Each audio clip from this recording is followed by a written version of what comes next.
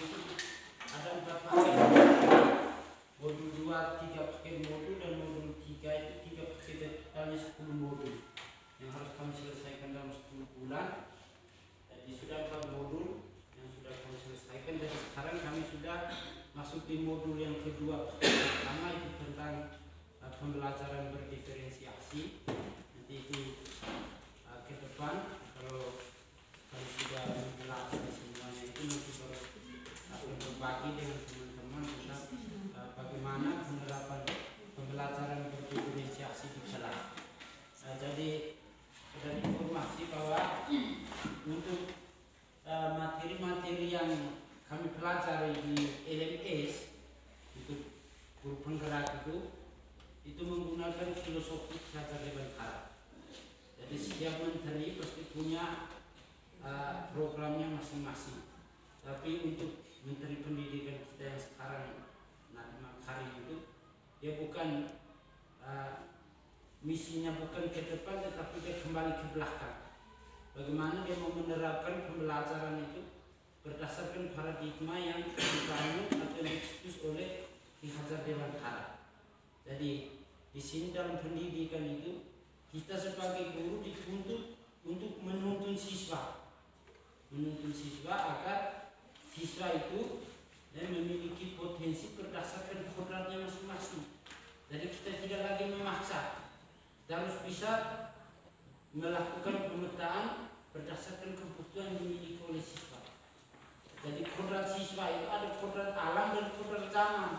Jadi kodrat alam itu potensi yang mereka miliki. Jadi sebenarnya siswa itu dari kecilnya atau dari lahirnya itu sudah punya potensi. Jadi di sini kita diminta untuk menggali. Karena siswa A potensinya seperti apa, kita diminta untuk menggali potensinya. Jadi kita tidak bisa memaksa lagi.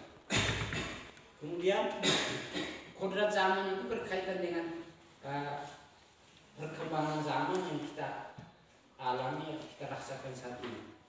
Jadi itu saja gambaran berkaitan dengan filosofi atau Ki-Hajar Dewantara, paradigma yang dicetuskan oleh Ki-Hajar Dewantara. Jadi untuk saat sekarang saya akan memberikan sosialisasi atau diseminasi terkait penerapan budaya positif dan keyakinan kelas.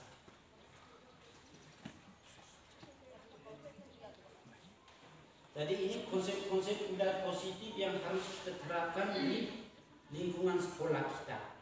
Baik, bukan hanya di dalam lingkungan sekolah, tapi lebih fokusnya juga bisa di kelas. Jadi ada beberapa budaya positif yang harus kita biasakan di lingkungan sekolah atau kelas kita. Yang pertama, disiplin positif. Kemudian ada teori kontrol. Yang ketiga ada teori motivasi. Keempat, hukuman dan penghargaan. Yang kelima, teori kontrol guru. 6, kebutuhan dasar manusia. 7, keyakinan sekolah atau kelas. Dan yang ke-8 itu segitiga restitusi. Nah, jadi di sini saya akan membedah satu persatu. Jadi yang pertama, disiplin positif. Disiplin positif adalah pendekatan untuk menuntun kodrat anak agar berdaya dalam mengontrol diri dan menguasai diri untuk memilih tindakan yang mengacu pada nilai-nilai kebajikan universal. Dalam hal ini nilai-nilai kebajikan universal itu ada kaitannya dengan profil pelajar Pancasila. Itu ada 6 dimensi yang kita sudah pelajari. Kemudian yang disiplin positif menjadi komponen utama dalam mewujudkan budaya positif. Jadi untuk disiplin positif itu kita diminta untuk membangun budaya disiplin yang selama ini sudah kita terapkan. Yang selama ini kita terapkan itu berkaitan dengan disiplin waktu, disiplin berpakaian dan sebagainya. Kemudian ini nilai-nilai kebajikan yang perlu kita tanamkan kepada siswa. Dan peduli, keterus-terangan, kebersihan dan lain sebagainya yang sudah kita terapkan selama ini. Yang berikut teori kontrol. Jadi di dalam teori kontrol dijelaskan bahwa yang bisa mengontrol seseorang adalah dirinya sendiri. Jadi kita harus bisa mengontrol diri kita sendiri. menunggu orang yang mengontrol kita harus bisa kontrol diri kita sendiri. Kemudian seorang akan melakukan sesuatu atau tidak tergantung dari dalam diri orang tersebut sesuai dengan motivasi pemenuhan dasar yang dimilikinya. Itu juga sudah dijelaskan tadi. Yang berikut teori motivasi. Teori motivasi itu perilaku yang menunjukkan manusia pasti memiliki motivasi dan tujuan. Ini ada dua motivasi, ada motivasi internal dan motivasi eksternal. Jadi motivasi internal itu motivasi yang diinginkan oleh seorang dalam rangka menghargai diri dengan nilai yang diyakini dan muncul dari dalam dirinya sendiri. Jadi motivasi internal itu muncul dari diri kita sendiri, bukan pengaruh atau pesan dari orang lain, tapi kesadaran yang terbentuk dari dalam diri kita sendiri. Bukan bila orang yang mengajak kita, kemudian memaksa kita, tapi ini timbul dari dalam diri kita sendiri. Sedangkan motivasi eksternal itu keinginan yang dilakukan dalam rangka menghindari ketidaknyamanan atau hukuman, atau ingin mendapatkan imbalan atau penghargaan. Jadi yang selama ini kita terapkan agar siswa itu bisa berubah. Kadang kita memberikan hukuman. Selain memberikan hukuman, kita kadang memberikan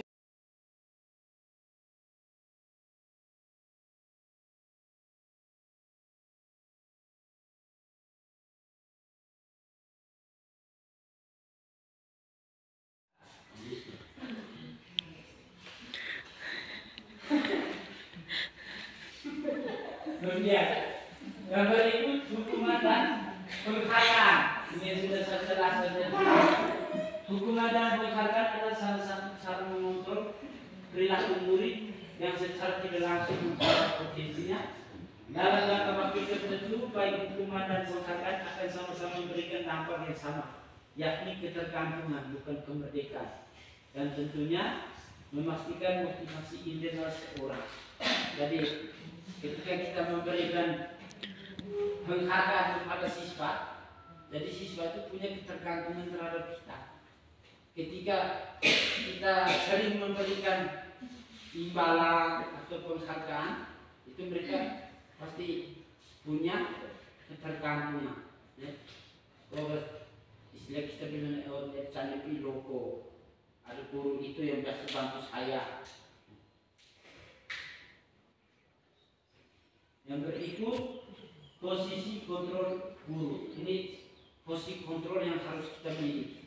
Yang pertama itu sebagai penghukum, sebagai penghukum. Kemudian pembuat merasa bersalah, teman, pemantau, dan manajer. Ada 5 posisi kontrol yang kita miliki, yang selama ini kita sering lakukan. Yang pertama sebagai penghukum. Tipe guru yang sebagai penghukum biasanya mengatasi masalah yang dialami oleh siswa, biasanya dengan membentak, kemudian menghardik, kadang dengan suara keras. Itu tipe guru-guru yang berposisi sebagai penghukum. Kemudian membuat merasa bersalah. Merasa bersalah itu nada suaranya mengelas, halus. Anak, kamu tolong buat ini. Kalau kamu tidak buat, nanti pak guru atau ibu guru dimarahi kepala sekolah. Itu contoh dari posisi guru yang membuat merasa bersalah. Kemudian berikut berposisi sebagai teman. Ini kadang-kadang kita sering menempatkan posisi kita sebagai teman, menggunakan nada yang ramah dengan anak, seolah tidak ada cara antara kita dan mereka. Kita sering beradaptasi dengan mereka, kadang saling ganggu. Itu posisi kita sebagai teman. Kemudian pemantau, dan yang terakhir manajer. Jadi posisi guru yang ideal. Posisi guru yang ideal itu sebagai manajer, karena di sini kita mau membangkitkan motivasi siswa. Itu siswa sendiri yang bisa mencari solusi ketika mereka membuat kesalahan. Mereka sendiri yang mencari solusi, bukan kita yang mengarahkan mereka. Tapi ini nanti dijelaskan lagi sebentar bagaimana menerapkan segitiga restitusi. Kemudian ini kebutuhan dasar manusia. Ada lima kebutuhan dasar yang dimiliki oleh manusia. Yang pertama kebutuhan bertahan hidup. Kebutuhan bertahan hidup ini ada kaitannya dengan sandang, pangan, dan papan. Ini harus dimiliki oleh murid. Kemudian kebutuhan untuk diterima, kasih sayang dan rasa terima. Siswa juga punya perasaan untuk bisa memperoleh kasih sayang dari guru. Kemudian kebutuhan pengakuan atas kemampuan, dan kita bisa mengakui bahwa siswa itu punya kemampuan. Yang kedua kebutuhan akan pilihan, bebas atau kebebasan. Jadi kita bisa memberikan kebebasan kepada siswa. Sambil contoh misalnya dalam memberi tugas. Sekarang misalnya PR, kita beri tugas semua siswa dalam satu kelas itu model tugasnya. Tetapi sekarang tidak lagi. Kita beri kebebasan kepada siswa.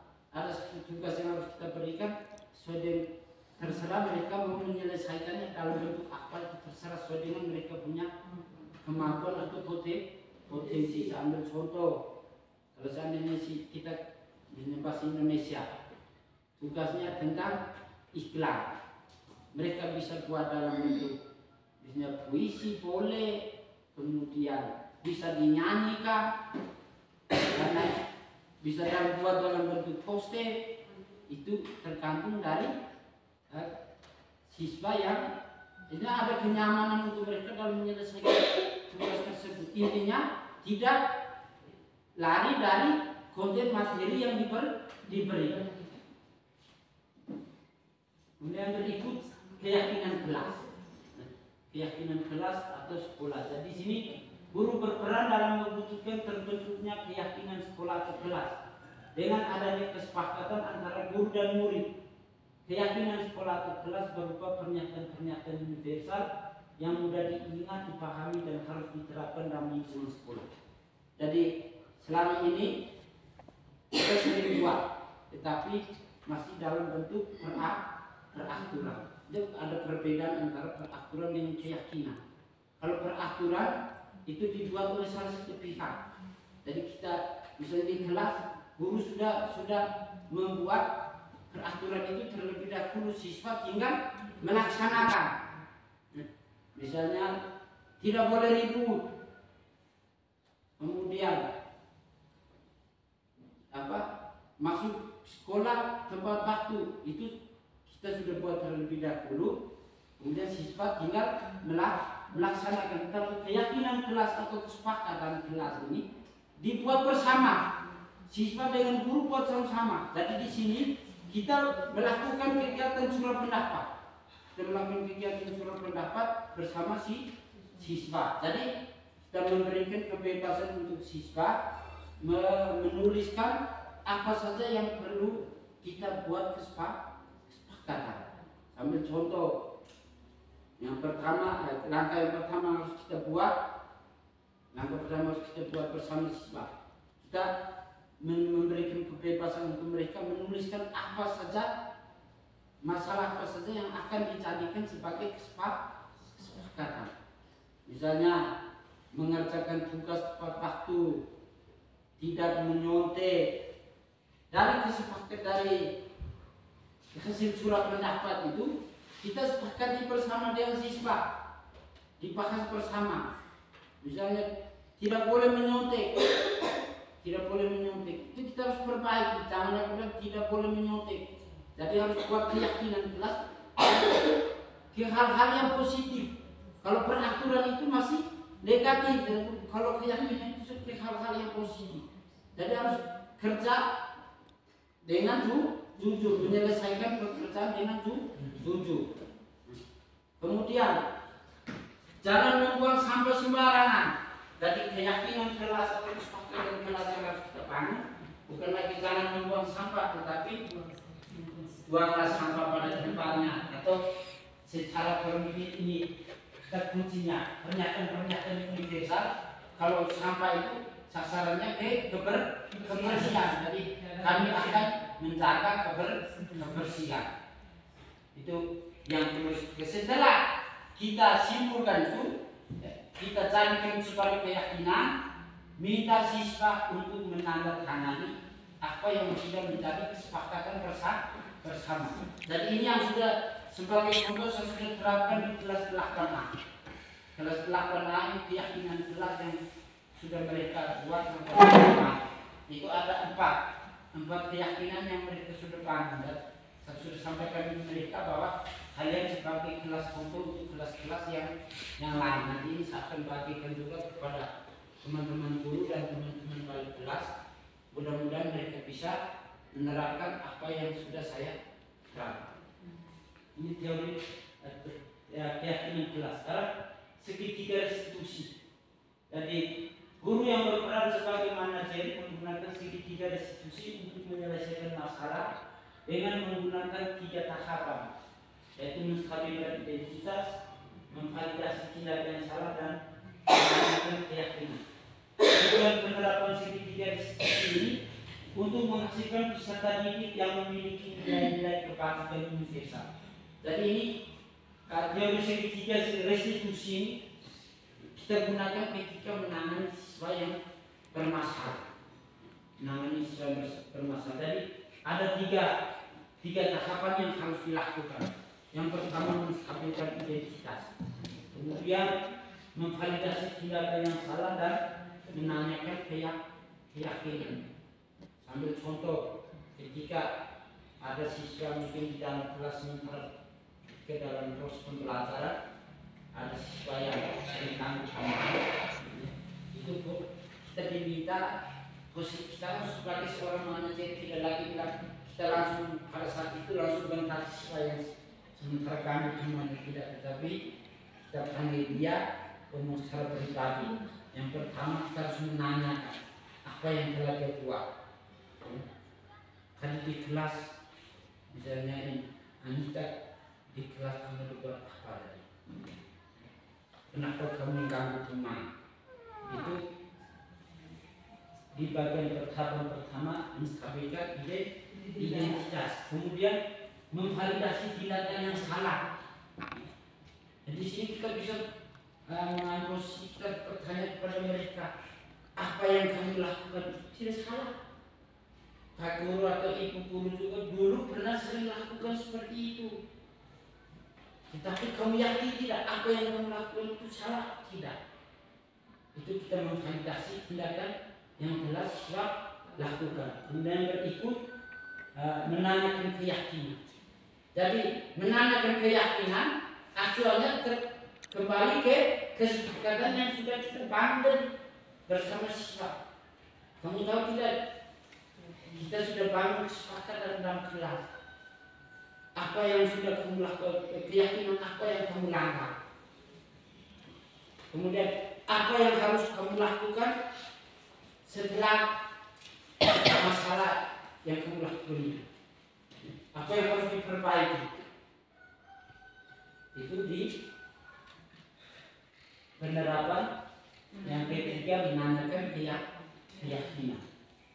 Jadi itu gambaran singkat terkait dengan penerapan budaya positif dan keyakinan kelas untuk saya jadikan sebagai hasil aksi nyata di modul 1.4.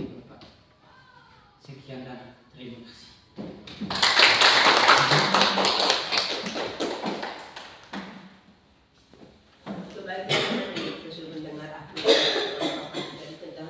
Penerapan budaya positif ya, mungkin ada teman-teman yang mau bertanya. Ini tadi saya juga merasa bahwa apa yang disampaikan yang selama ini kita selalu menggunakan kata soal keyakinan positif itu jangan kita keyakinan keras itu jangan kita buat di kelas.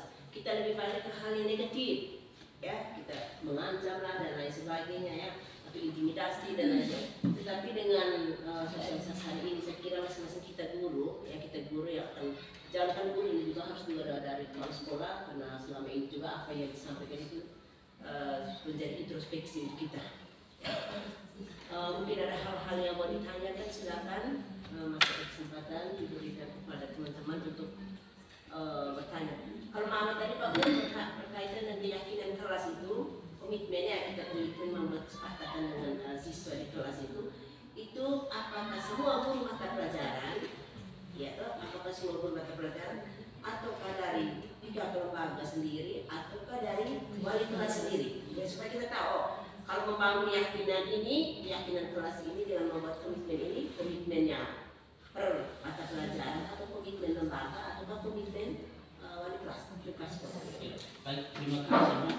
Jadi di sini saya mau meluruskan lagi. Jadi untuk keyakinan kelas itu tidak hanya dilakukan oleh guru mata pelajaran, tetapi semua stakeholder yang ada di dalam lingkungan sekolah.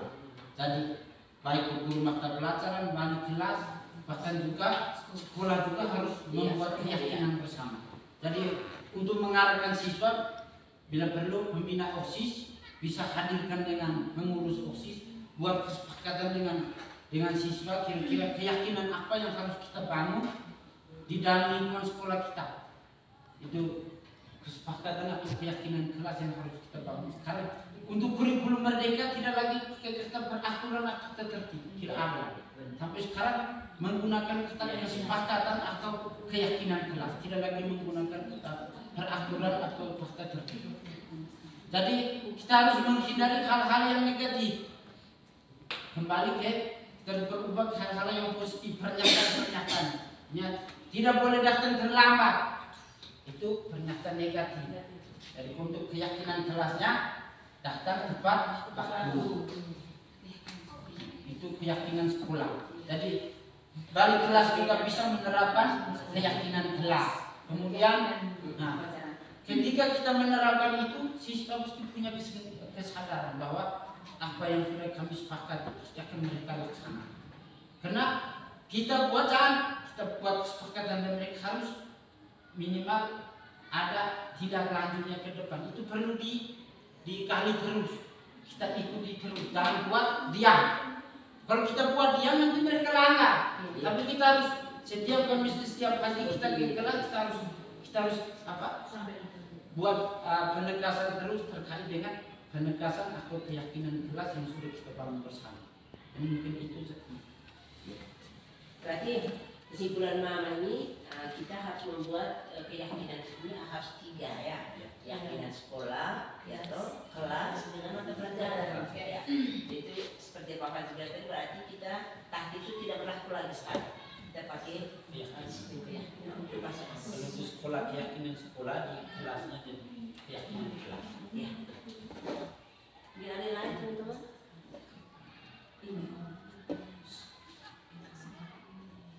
Ini dari saya. Ini kalau berbicara tentang keyakinan kelas sama dengan peraturan itu dengan 13 ya peraturan. Nah sekarang yang kita buat keyakinan kelas ini atau keyakinan sekolah ini apakah dikhususkan hanya untuk yang siswa yang sekarang kurikulum merdeka atau juga kita terapkan ke siswa yang kurikulum K13? Ya, jadi ini tidak membatasi bahwa harus yang K13 atau kurikulum merdeka, tapi ini bisa kita terapkan untuk semua jenjang. Kita sebut fase CD. Jadi bisa kita terapkan juga di kelas 9. Jadi kelas 9 walaupun kurikulum merdeka, tetapi pola pembelajarannya bisa kita sisipi dengan kurikulum merdeka. Mungkin seperti itu. Terima kasih. Tidak ada lagi teman-teman yang mungkin mau memberikan masukan atau kritikan untuk saya beri kesempatan.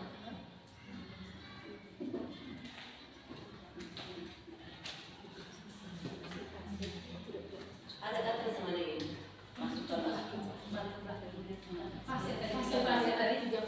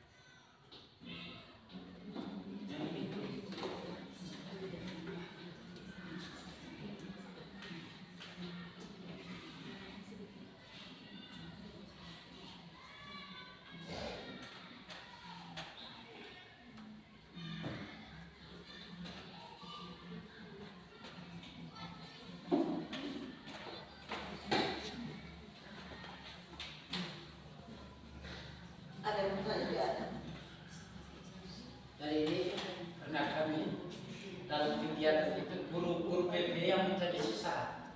Ketika berdiskusi guru PP yang menjadi sasaran, karena ini ada kaitannya dengan penanganan terhadap siswa yang bermasalah. Jadi ini bukan hanya peran dari guru PP, tetapi peran semua kita guru. Yang bilang siswa yang bermasalah, ujung-ujungnya harus ke guru PP, tapi tidak. Jadi kita sebagai guru harus bisa menilai 3 tahapan, bisa menstabilkan kita, menghargai tindakan yang salah dengan menanyakan keyakinan.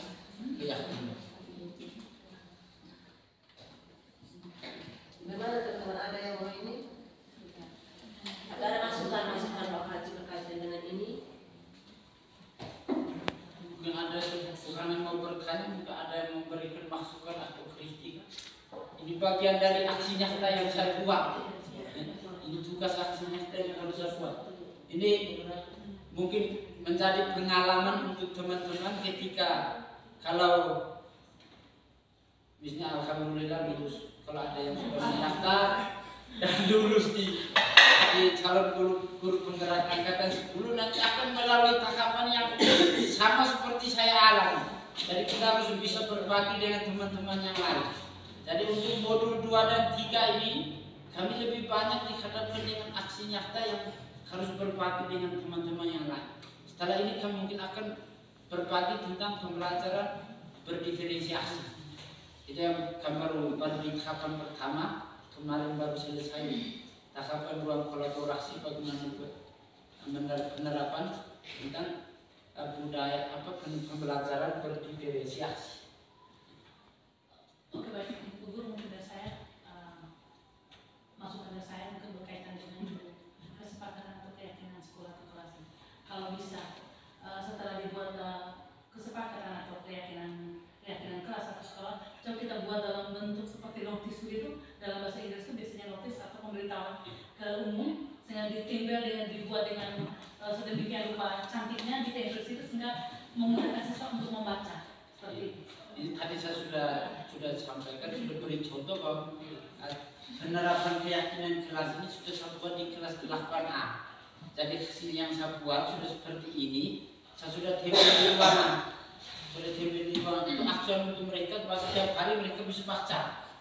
Mereka bisa menilai apa yang menjadi keyakinan mereka yang sudah disepakati bersama dengan guru. Jadi ini tidak bisa dilanggar. Kalau seandainya ada siswa yang melanggar, kita gunakan segitiga restitusi untuk menangani masalah yang mereka alami.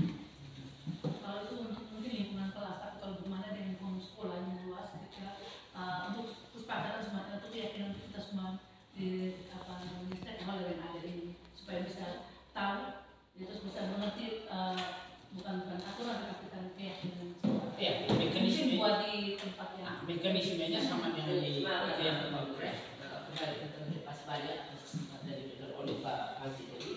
Kalau nama ini saya bicara sebagai kepala sekolah ya. Jadi pertama masukan Pak Haji saya kira untuk sementara saya tidak ada. Tapi Pak Haji belajar terus apa yang menjadi tanggung jawab Pak Haji, tugas Pak Haji supaya Pak Haji bisa mengimplementasikan atau membagikan kepada kami. Jadi itu masukan yang paling pertama. Yang kedua, soal keyakinan ini teman-teman ya, yang paling pertama kita jangan ngomong keyakinan siswa dulu.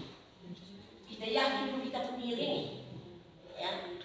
Saya sebagai kepala sekolah saya harus yakinkan bahwa seperti tadi pernyataan negatif, misalnya jangan terlambat. Saya dan kepala sekolah saya harus membuat suatu keyakinan bahwa saya harus rajin. Ya. Yang kedua, misalnya teman-teman yang sudah tidak masuk kelas, pertama teman-teman buat keyakinan dulu dalam diri teman-teman bahwa mulai dengan penerapan itu istilah sosialisasi yang sederhana ini, tapi hikmahnya untuk saya itu apa? Tapi jangan sampai apa yang kita omong di sini terus ini sebenarnya kita mau menjadi berubah. Artinya yang mau masyarakat itu bahwa pertama kita ubah dulu kita sendiri nih. Sebagai seorang pendidik nih, sebagai seorang kepala sekolah, sebagai seorang pendidik, kita berubah dulu. Kalau kita sudah bisa berubah, mama yakin dan percaya bahwa siswa pasti bisa berubah. Tapi kalau tidak berubah dari kita sendiri, saya ambil contoh ya, kalau kan minta maaf ya. Saya ambil contoh sederhana saja. Teman-teman saya masuk kelas saja kalau di dress shoot. Kalau sudah kalau sekolah jalan, wah saya lihat teman-teman mulai pada cantik. Itu berarti percuma kita membuat sesuatu keyakinan kepada anak itu kalau keyakinan hanya sebatas teori. Keyakinan itu hanya sebagai tulisan indah yang seperti Ibu Yuni bilang tadi, membuat tulisan-tulisan indah di tempel, tidak ada gunanya. Tapi yang paling pertama kita buat keyakinan di dalam diri saya nih. Kira-kira selama ini yang suka di apa oleh sekolah ini apa kira-kira? Seperti tadi yang Pak Guru bilang, tattoo tidak berlaku lagi. Nah kalau tattoo tidak berlaku lagi, seperti yang Mama sampaikan lewat aku, kalau saya jam 7 sekian tattoo harus ditutup. Itu kan sudah tidak boleh lagi sebenarnya. Guru Merdeka kan sudah tidak boleh lagi. Ya. Kita harus membuat jam 7.15 guru dan pegawai harus sudah berada di sekolah. Itu keyakinan. Ya. Jadi itu teman-teman saya kira Pak Haji terima kasih. Ini menjadi pembelajaran bagi kami semua dan saya selaku kepala sekolah di Bang ini teman-teman. Yang paling mahal ini kita satu saja. Yang paling pertama kita berubah dulu dari kita sendiri. Teori ini enak, ya omong itu enak semua. Nah sekarang kita hanya mana mau saya berubah. Ya. Berubah dari jangan kita buat anak berubah dulu. Berubah dari kita guru. Kalau kita guru mau berubah saya kira anak bisa. Ya, bisa kira itu saja. Memang dia butuh proses. Kemudian yang kedua untuk seperti dia bikin hanya di sekolah ini berlaku untuk sekolah tujuan tidak. Ini kita pakai fase jadi kita SMP ini pakai fase D. Jadi kelas 7 8 9 ini kita harus ada kesinambungan. Ya, jangan sampai kita getol di kelas 1 2 sampai kelas 3 ini tidak. Ya, jadi oleh karena itu mungkin dari mama saya terima kasih Pak Manci, mudah-mudahan ini menjadi motivasi untuk kami semua. Ya, jadi pencerahan supaya apa yang Pak Manci sampaikan pertama untuk apa istilahnya aslinya dari Pak Guru itu sebenarnya nomor 2 buat mama ya, tapi yang menjadi ini bahwa kami sudah mendapatkan ini apa semacam penyampaian Pak Guru itu sudah digambar sedikit untuk kami supaya kami sekarang mulai dari setelah kita beri ini kita kembali kita buat sudah itu sehingga ya terima kasih dan terima kasih. Terima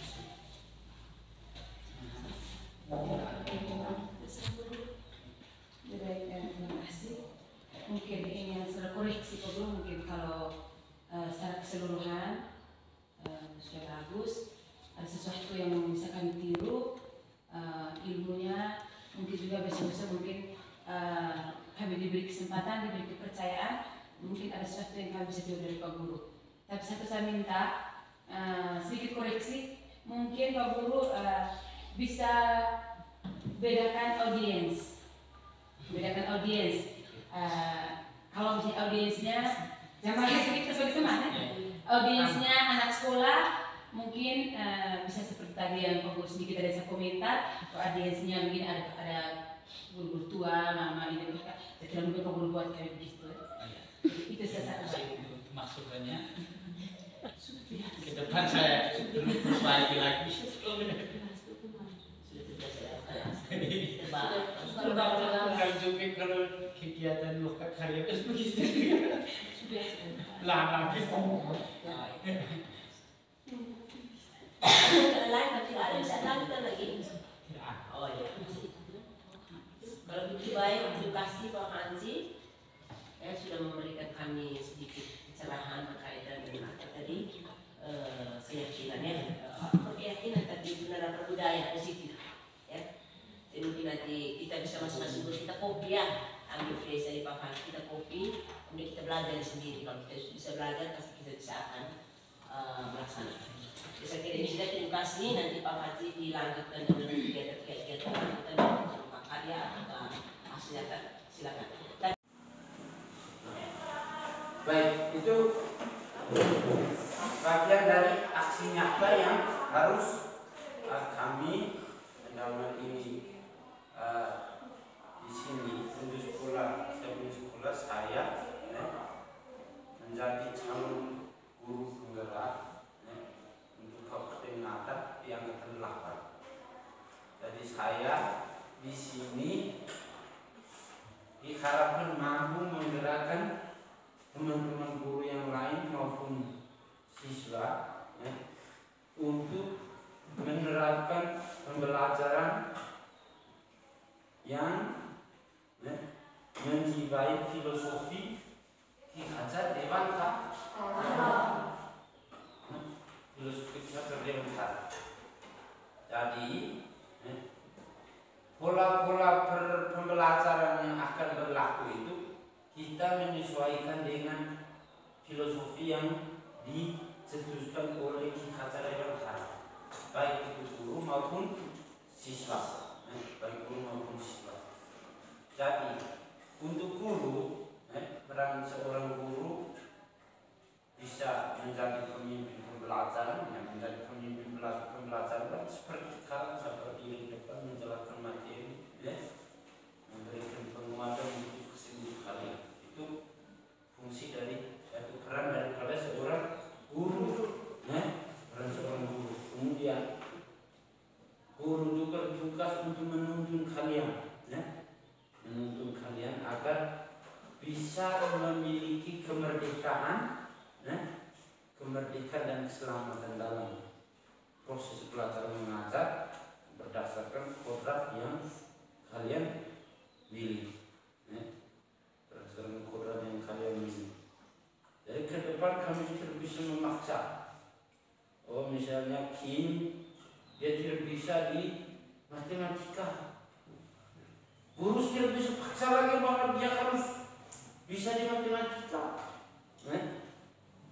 harus bisa, harus sama dengan teman-temannya tidak, tetapi guru hanya mengarahkan supaya Kim minimal punya gambaran, punya kemampuan ya walaupun sedikit, tetapi bisa menguasai matematika. Itu pola kurikulum merdekanya seperti itu. Kemudian kita kembali lagi ke inti, inti permasalahan yang perlu saya pahami hari ini. Jadi untuk hari ini kita akan membuat keyakinan kelas. Untuk hari ini kita akan membuat keyakinan kelas yang selama ini kita maknai itu dalam bentuk peraturan ataupun tata tertib. Selama ini yang kita jalankan itu peraturan atau tata tertib. Misalnya disiplin, peraturan tentang disiplin, disiplin berpakaian. Hari Senin harus pakai seragam warna apa, Selasa juga begitu, sampai di hari Sabtu. Disiplin masuk kelas, kemudian tanggung jawab, ada kerjasamanya. Itu contoh daripada budaya positif. Jadi peraturan dan keyakinan kelas itu berbeda. Peraturan dan keyakinan kelas itu berbeda. Peraturan dibuat oleh siapa? Peraturan dibuat oleh siapa? Oleh guru maupun dari pihak sekolah yang nanti ditularkan ke siswa. Tetapi keyakinan kelas maupun sekolah atau biasa disebut dengan kesepakatan bersama itu guru dan siswa membuat bersama. Kita buat bersama. Keyakinan, upaya kolaborasi yang dilakukan oleh guru dan siswa untuk mencapai pembelajaran yang aman, nyaman, dan menyenangkan. Jadi ketika kita sudah buat kesepakatan, kita sudah buat keyakinan, maka kita harus menjalankan itu penuh dengan tanggung jawab. Nanti sebentar saya minta kamu buat tentukan keyakinan atau peraturan yang perlu kita bangun bersama ke depan seperti apa. Itu nanti sampai di post-it kalian tulis. laksanakan. Setelah itu, setelah saya membagi post-it, kalian menulis, tempel di papan, kita bahas bersama. Misalnya yang pertama, contoh,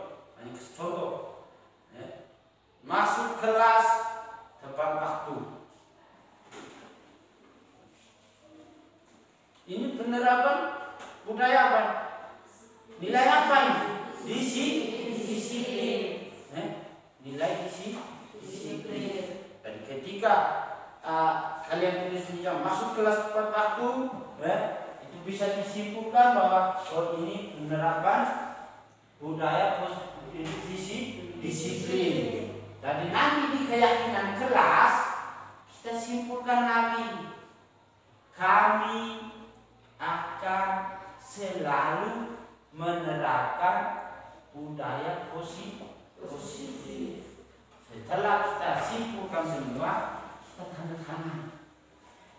Kita tanda tangan bahwa antara kamu dengan saya sudah buat kesepakatan. Jadi kesepakatan itu tidak perlu atau tidak boleh dilanggar. Kesepakatan itu tidak boleh dilanggar karena kita sudah sama-sama sepakat. Sudah sama-sama sepakat. Ketika mungkin saya tidak masuk kelas, ada tugas yang mengikat yang harus saya selesaikan waktu itu, acuannya apa? Kalau seandainya saya tidak punya waktu untuk masuk kelas, sekarang saya jam tulis di kelas kalian loh. Saya jam tulis, tetapi mungkin kepala sekolah meminta panjang Pak Guru tolong selesaikan tugas yang ini, misalnya untuk buat jadwal ini ujian semester atau mungkin ada pekerjaan lain yang berhubungan dengan kegiatan sekolah, maka saya tidak bisa atau tidak punya waktu untuk masuk ke kelas memberikan materi. Jadi apa yang harus kamu lakukan? Ambil buku belajar. Acuannya itu di keyakinan kelas, kesepakatan yang sudah kita buat. Kami akan selalu menjaga keamanan dan ketertiban kelas. Kalau menjaga keamanan dan ketertiban, itu harus buat apa? Tenang, duduk tenang di kursi meja masing-masing, belajar, bukan bekerja. Ketika ditemukan hal seperti itu, konsekuensinya apa? Ada konsekuensinya. Ketika Anda melanggar peraturan pertama, apa yang harus kamu buat? Itu guru akan menerapkan seketika restitusi. Penerapan seketika restitusi yang telah kami buat, yang telah saya buat atau saya terapkan bersama teman kalian berdua. Itu nanti ada waktu baru disosialisasikan kepada kalian. Baik, kembali. Jadi sekarang silakan setiap orang menulis 3 beraturan kelas di post-it yang ada. Tulis 3. Satu orang 3. Bisa paham dong?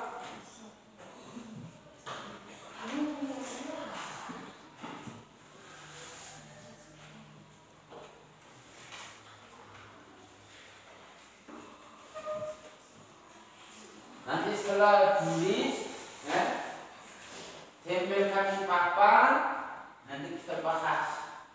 Tempelkan di papan, lalu kita bahas.